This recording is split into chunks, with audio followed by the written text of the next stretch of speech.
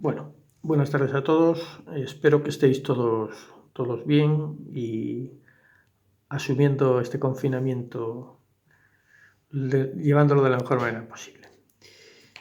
Vamos a intentar realizar entre hoy, día 20, y el día 27, vamos a intentar realizar una segunda tanda de ejercicios, pero relacionadas con la calidad de las aguas.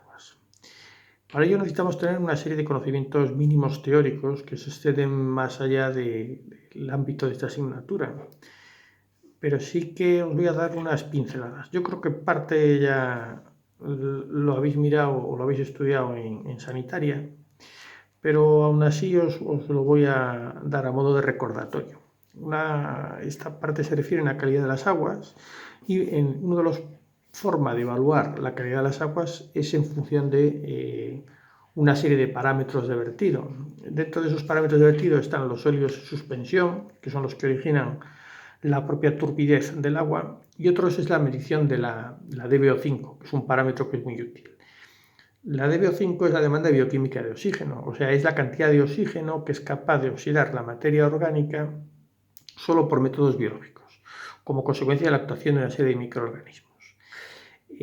Realmente lo que se pretende es calcular cuánta necesidad de oxígeno sería necesaria para oxidar por métodos biológicos esa materia orgánica. Ese tiempo que es necesario para conocerlo en el laboratorio supera los 20 días, con lo cual no es un método muy hábil o muy razonable para tener información adecuada en plazo. Por lo tanto, se suele utilizar en términos, otro término más habitual, otro parámetro más habitual, que es esa DBO, pero a los 5 días. Término de la DBO5, que es un valor bastante aproximado a la DBO parcial, pero como lo utilizamos en términos relativos, si yo conozco la DBO a los 5 días, de entrada puedo obtener la DBO5 de salida a los 5 días, con lo cual me dice el rendimiento, que sería lo mismo que haber obtenido la DBO final o la DBO última a la entrada y la DBO última a la salida. La diferencia es que en 5 días tengo información relativa al rendimiento de un proceso y de la otra manera habría tenido que esperar más de 20 días. Eso como primera aproximación de por qué se utiliza la DBO5 y no la DBO última. Pero antes tenemos que saber qué es la demanda de oxígeno. Se podría calcular la demanda de oxígeno conocida la composición química de la materia orgánica. Se podría haber calculado a nivel estequiométrico la reacción, la cantidad de oxígeno necesaria para oxidarla totalmente. Esta sería la cantidad teórica de oxígeno. Lo que se diferencia, por lo tanto, es la cantidad de oxígeno necesaria por métodos biológicos, por métodos asociados única y exclusivamente a la actividad de microorganismos. Esa es la DBO. Y vamos a intentar también calcularla de la siguiente manera. Vamos a pensar en lo siguiente. Si yo represento en una gráfica en el eje de las X el tiempo y en el eje de las Y lo que represento es el consumo de oxígeno solo como consecuencia de la materia orgánica presente, pues obtendría la curva de la DBO, que es esta, la DBO ejercida, cuya simétrica sería la DBO remanente o la asociada al oxígeno residual, oxígeno asociado a esa materia orgánica, que me va quedando como consecuencia de la descomposición de la actuación de los microorganismos.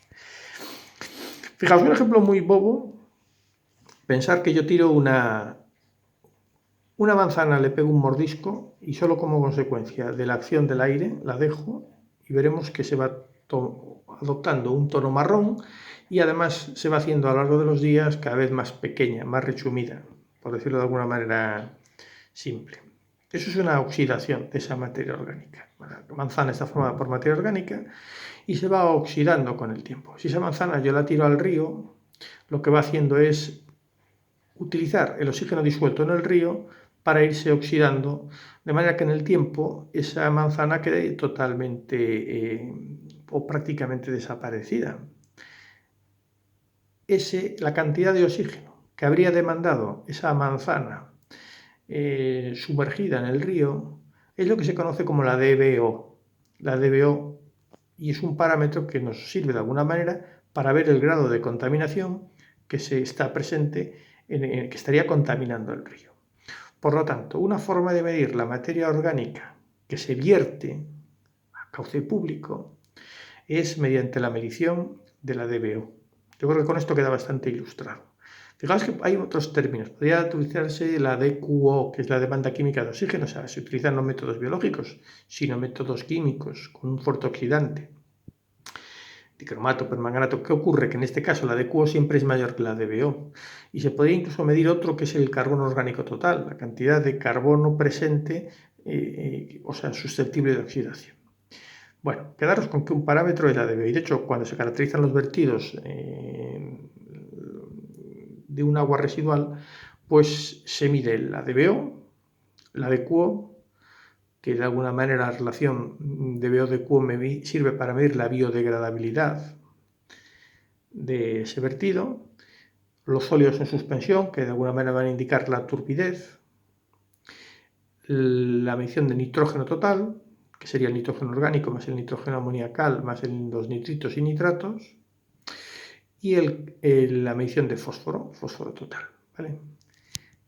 Tanto el orgánico como el inorgánico. Bueno, pues con estas pinceladas podemos empezar ya a hacer estos ejercicios. Bien, yo quiero determinar la DBO. ¿Cómo puedo obtener la DBO? Bueno, pues os voy a seguir dando información. Si nos fijamos en esta curva y en la simétrica, la que me va quedando, la que va estudiando cómo en cuanto se produce un vertido, al principio el oxígeno no es utilizado y no actúa ningún microorganismo, pero a medida que va pasando el tiempo, automáticamente empieza a producirse una enorme demanda de oxígeno, va subiendo de manera exponencial hasta que cada vez va quedando menos materia orgánica y en consecuencia ya la demanda de oxígeno es el consumo de oxígeno es muy pequeñito. Hemos visto aquí que pasa de 0 a cada vez sube más hasta que al final alcanzamos la DBO. Si hiciésemos la gráfica inversa, o sea, la invertida como consecuencia, la DBO remanente, el oxígeno que me quedaría, o el oxígeno que hubiese sido consumido en el río, demandado en el río, a medida que se produce el vertido, pues al principio, como la actuación habría sido de los microorganismos o de esa materia orgánica consumida u oxidada habría sido nula, la cantidad de oxígeno que permanece sería, como consecuencia de ese vertido, es la que había antes. Pero a medida que va pasando el tiempo, el oxígeno va siendo utilizado para oxidar esa materia orgánica y cada vez va quedando menos oxígeno. Luego, en el límite, cuando se alcanza el valor de la DBO última, la cantidad de oxígeno presente en el río como consecuencia de ese consumo o esa oxidación de la materia orgánica es 0. Lo mismo que aquí era el SUO, que sería la DBO última. Bien, vamos a ver asociado a la DBO última. Si nos fijamos, yo tendré que L sería el valor del oxígeno asociado a esa materia orgánica residual en el instante t. Y como L sub 0 es la L sub O máxima, tendré que L sub 0 menos L sub t será este valor, que equivale exactamente al de este otro valor en la curva o en la gráfica de la DBO ejercida. Con lo cual, la DBO en el instante t, la DBO última en el instante, en el instante t, no la DBO última, que sería aquí, el término asintótico, el valor en el instante t sería dB sub O t, que es exactamente igual a este valor, L sub 0 menos L sub t. Bien, vamos a decir otra cosa que también puede ser interesante. La cinética de la reacción que se me produce viene expresada por esta ecuación, donde la variación del oxígeno en el tiempo, oxígeno asociado al consumo de esa materia orgánica, la materia orgánica residual que va quedando, sería la variación de ese oxígeno en el tiempo, sería la tasa de asimilación, y es como responde la cinética de la reacción. Y además, esta R sub A es directamente proporcional a ese oxígeno consumido como consecuencia de esas sustancias orgánicas residuales. Luego tengo que la variación de L con relación al tiempo es menos R sub A. Y además sé que R sub A es KL, directamente proporcional a ello. Lo dejo aquí por ahora.